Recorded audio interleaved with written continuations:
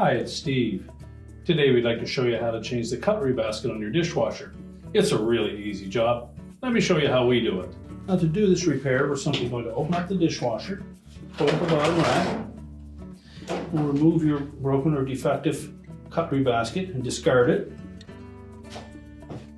Now you'll note that the new one is completely different in shape and size, but it is the replacement part for your model. So it'll fit in this exact same spot, but we'll have a little bit more movement.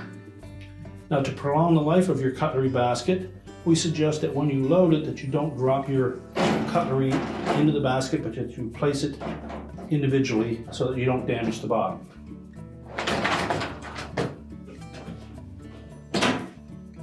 You may choose to salvage your old one and use it in your workshop to hold paintbrushes or small tools or items like that. And your repair is complete.